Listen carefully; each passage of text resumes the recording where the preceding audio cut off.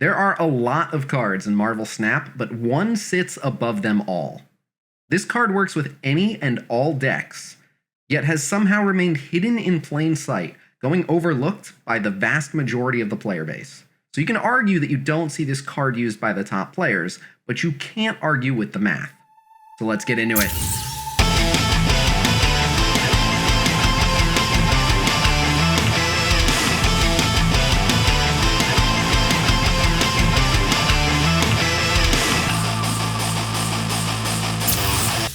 What's up, guys? So I've got some notes in front of me. Today we're going to talk about a card that I am convinced is secretly the best in the game, and I even did some math to prove it.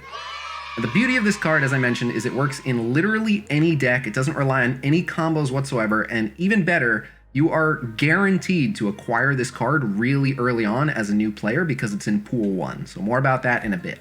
But what's particularly interesting about this card is that the vast majority of experienced players don't regard this card as particularly good, and that's because the benefit that this card provides is very easy to overlook.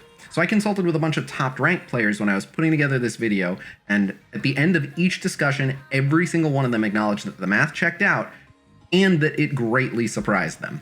Specifically, that by even the most conservative estimates, this singular card should boost your win rate anywhere from 15 to 20%. To add just a bit more suspense, I want to take a second to mention that you can play this game on your PC as well via the Bluestacks Android emulator, link to that in the video description. But alright, enough build up, it is time to reveal who sits above the rest. Of course, it makes perfect sense that he has managed to remain relatively unseen for this long, as that's literally in his job description. I'm talking about none other than Uatu, the Watcher.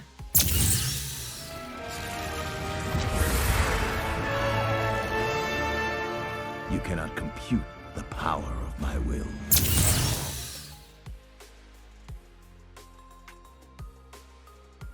So this video will be comprised of 3 sections. First, we'll talk about what makes him so good and why so many players, even the top players, tend not to realize it. Then we'll go over the math that backs up these claims, and finally you'll hear a quick interview with an infinite ranked player expressing his shock firsthand. So there's going to be timestamps for everything in the video description if there's anything that you want to skip. Alright, so why is this guy so good? As you can see here, Uatu's card ability is as follows. Once this is in your hand, you can see the unrevealed locations. Now they say knowledge is power. Well, Uatu provides more knowledge than any other card in the game, knowledge that you can easily capitalize on to win a match. Marvel Snap gameplay is very complex, but at the core of every match sit the locations. Locations are what determine essentially how each and every match is going to play out, as they have a cataclysmic impact on the match itself. Locations can greatly empower certain cards or render them completely ineffective. They often determine what you have to play and when and where. They can change your hand, they can change your deck. More than any other factor, locations really determine how matches play out. Uatu allows you to make use of this information immediately while your opponent won't catch up until turn 3. One of the big things that I noticed consulting on this video was that most players don't realize just how many locations can essentially be decided before turn 3. In instances where a location is still worth contesting, you'll often have established enough of a resistance that your opponent will have to adjust their plans in a scramble to retake the location, while you can turn your focus on the locations that you now know that your opponent will have to neglect. By the most conservative estimates, the players I surveyed felt that the advanced knowledge of at least 27 different locations was highly likely to score them a win. And here are just a few examples. You got Death's Domain. When you play a card here, destroy it. So by consciously playing cards there before the reveal, your opponent will have a difficult time matching you. There's Sanctum Sanctorum. Cards can't be played here, which will essentially force your opponent into finding a way to move cards to that location or abandoning it entirely. There's Hala. The end of turn 4, destroy all cards controlled by the player losing here. So you can easily leave your opponent scrambling to try to address what you've built at this location, or again, just deciding to ignore it altogether. There's Lechugia. When you play a card here, shuffle 3 rocks in your deck. Knowing to play cards here before suffering the penalty of having rocks put in your deck and crippling your deck is massive. The Nexus, your power here is granted to other locations as well. So you can prep for an optimal layout to maximize points. You can avoid using weak cards at that location. which your opponent does not know not to do. There's the Raft. First to fill this draws a 6 cost card, but it costs 0. You can pretty much guarantee that that prize is going to go to you. So that's just some examples. You can go through the list and determine for yourself which ones you feel would have the most impact. But I want to point out something that's pretty important, which is that it's not just about the locations that you can take advantage of to get a win. Oftentimes, it's locations that will outright cost you the match, which you will know to avoid, unlike your opponent. For example, Murder World. The end of turn 3, destroy all cards here. So you can just sit back and watch your opponent waste their energy and waste some cards. Negative Zone. Cards here have -3 power. By knowing to avoid placing low-cost cards here, you can sit back as your opponent cripples themselves. The Bar with no name. Whoever has the least power here wins. So you can again just sit back and watch your opponent essentially yield the location to you. The Space Throne. Only one card can be here for each player. So it would be a shame if your opponent did something like drop a Squirrel Girl, which resulted in them having a squirrel on the throne. The Superflow. If you have no cards here, +1 energy each turn. So you can guarantee and plan around that sweet, sweet energy, while you can watch your opponent completely blow that opportunity for themselves without realizing it. World Ship. Destroy the other locations. Turns out, knowing that you only have to contest one location means you can prepare a much better board. There are so many others that I didn't list here, but I think you get the point. But alright, so if Uatu is providing all of this benefit, how come nobody seems to realize it or appreciate it? Well, the answer, I think, is actually pretty simple, which is that it's easy to notice when Uatu is being useless, but it can be very difficult to notice when he's the one scoring you a win. And what I mean that is when you draw Uatu on turn 5, it's quite clear that he's been of no help whatsoever. However, in an instance where, say, Uatu reveals the Space Throne ahead of time, he's essentially informing you to save your Namor to win that location. So once you play your Namor and win the location, it's easy to understand why you might walk away from that match thinking, heck yeah, Namor came through for me and decided that match. Essentially, Uatu is but the offensive coordinator, while we tend to give the running back and the wide receiver all the glory. I do want to quickly explain a comment that I made earlier. Uatu is available very early in the game. As your collection score grows, you will acquire new cards, and every card comes from a certain card pool. And the way it works is that as your collection grows, you get cards in a random order, but always from a given pool until you have every card in that pool, at which point you'll start getting random cards from the next pool. So Uatu is in pool 1, which starts at collection level 18 and goes up to level 214, which means that you can get Uatu as early as collection level 18, and the latest you'll get him is level 214, as you can see here. I don't want to talk about it. We have a gallery of all the cards in each card pool located on my Discord, which anyone is welcome to join, link in the video description. One final point I wanted to be sure to include is that the way in which Uatu delivers these wins makes it far more likely for you to rank up faster. To elaborate, when you snap during a match, you're proposing to double the amount of cubes that both players are risking by continuing. Thanks to Uatu, you can often confidently snap as soon as you see your opponent make a play, resulting in a significant disadvantage. However, your opponent does not know what you know. They don't know that they've made that blunder, which means they are far less likely to be convinced at that point that they should surrender, as it's pretty early on in the match. Only once the locations are revealed will your opponent realize that they need to concede, but they will have already committed to forfeiting that extra cube. So your wins are literally worth more. But alright, so let's talk the math. Reminder, timestamps in the video description. I'm 36 years old. Do you know my favorite part about being an adult? I almost never do math.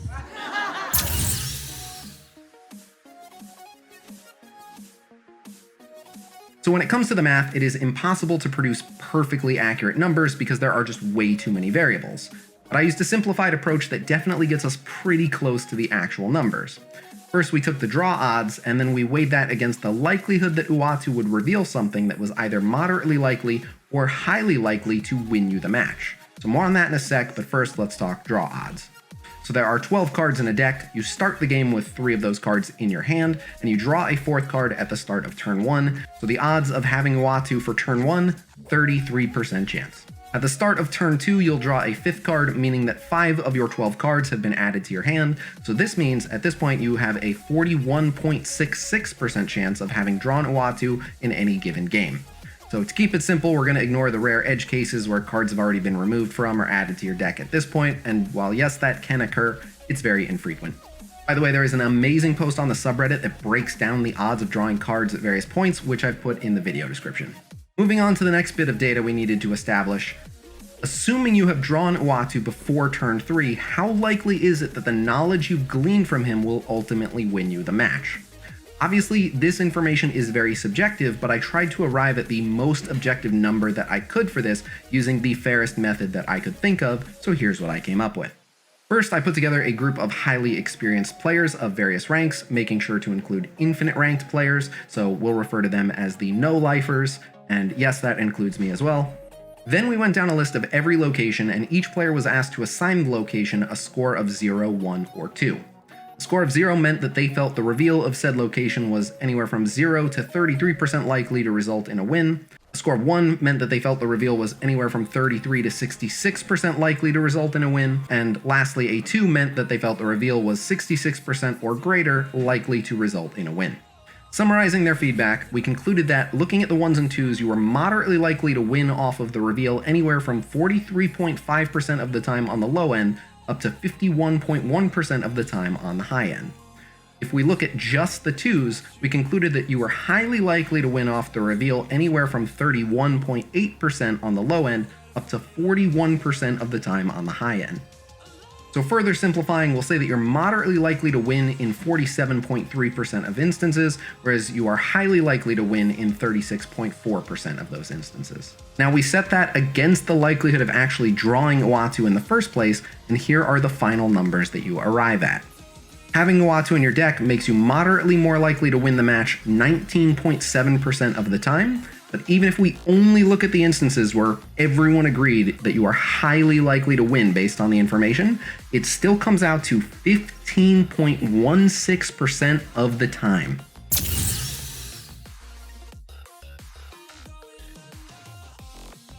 Alright, done with the math, so finally I wanted to wrap up this video with a snippet from a conversation I had with an infinite ranked player, GigantaClaus, giving his thoughts on what we found.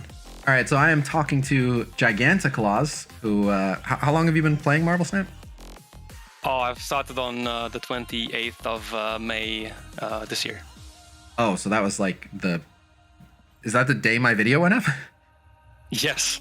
Awesome. Yes. Okay, so you've been playing from day one that you could be playing. Yep. You have a collection score of 3,476, which that puts you in what, the top 50 of all the collections on snap.fan? It does, yeah. And at least the ones recorded, yeah. Yeah, and you're kind of good at the game, being infinite rank. I guess so, yeah. Some would say. Some would say. And so what's interesting is the reason I wanted to make this video is Uatu is pretty much never seen in high tier play, and it's possible that all the really, really high end players know something that I don't, but I think more likely it's just kind of been overlooked. I mean, Uatu is a card that you get right away early on in the game, and it's easy to attribute a loss to Uatu when you draw him late and he's pretty useless. But when you draw him early, you tend to take that knowledge and then capitalize on it with other cards in your deck. So you end up walking away feeling like you got the win by playing a different card, when in reality, you knew to play the card in the right place at the right time because of Uatu. But because that happened so early in the game and the decisive moments tend to happen later, do you think it's possible that a lot of wins that you get from Uatu, you tend to forget to attribute to him? Yeah, that's 100% true. I definitely think that if Uatu starts in your hand, and like depending on your hand, he can definitely change the outcome, basically. Yeah, I think he can be a really, really impactful card. And I think what we were going over, because I surveyed a lot of higher end players to see, how many locations they felt Uatu revealing would just convert into a win. Were you surprised at how many locations you felt were like, oh, if I knew that was coming, that's huge? Yeah, I was definitely surprised. Like almost all of the locations that are either frustrating or like you don't expect them to be there are really good to be like known beforehand. So like, yeah, basically just yes. And the other thing that I think a lot of people tend to overlook is there are plenty of locations where Uatu revealing it to you ahead of time lets you know what you have to do to play around it to greatly increase your chances of winning.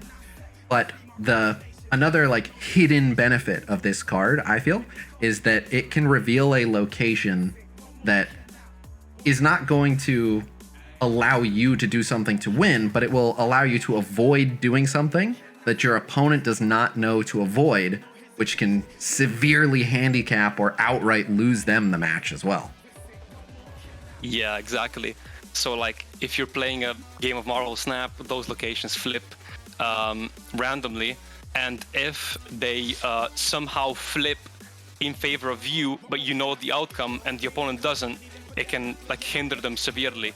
So like if you play the whole match and they stack the most right location and it turns out to be negative zone, it can like completely destroy the play basically. You didn't have to do anything. You just had to let them cost themselves the game. They play a squirrel girl and then it flips and they realize they have a squirrel on the space throne and it's already over for them. They just don't know it. And then there's another benefit from that, which is if you see right away, if by the end of turn 1 you see that they have a squirrel on the space throne, for example, you know to snap right away, but they have so little information at that point that they're probably not immediately intimidated because you're getting Uatu so early that you're snapping really early, but they're like, it's turn 1 or 2. Like this match is not decided yet. So they're more likely to keep playing only to discover, oh, I actually am in a lot of trouble. I'm only now becoming aware of it. So do you agree that there's also like a hidden benefit in that you'll get extra cubes from people who will stick around after you snap because they don't see what you see? Yeah.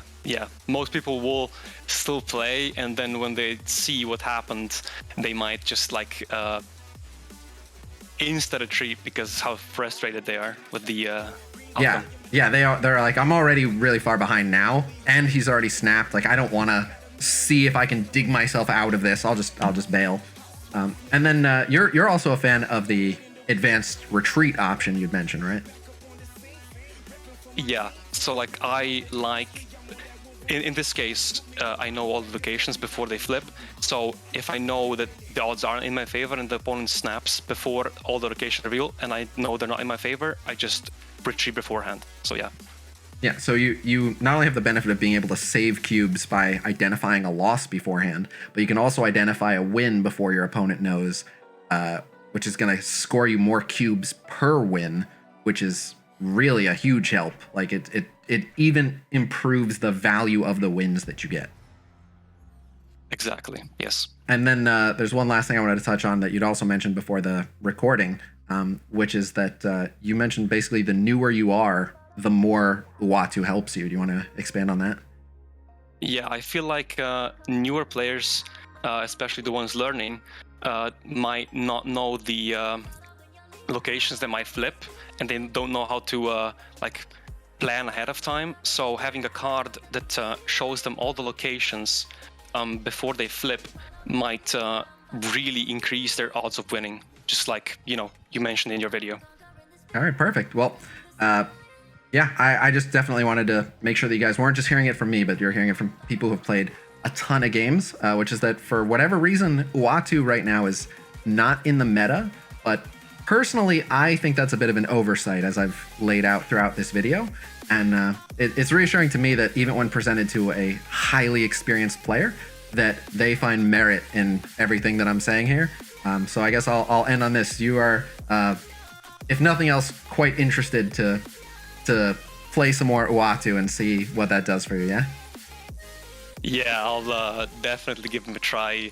if not anything else, just for the memes in Infinite. If nothing else, do it for the memes. But I think it's going to help a lot of people. So yeah, thank you very much for taking the time, and we appreciate it. Yeah, you're welcome. All right, so you heard it here first.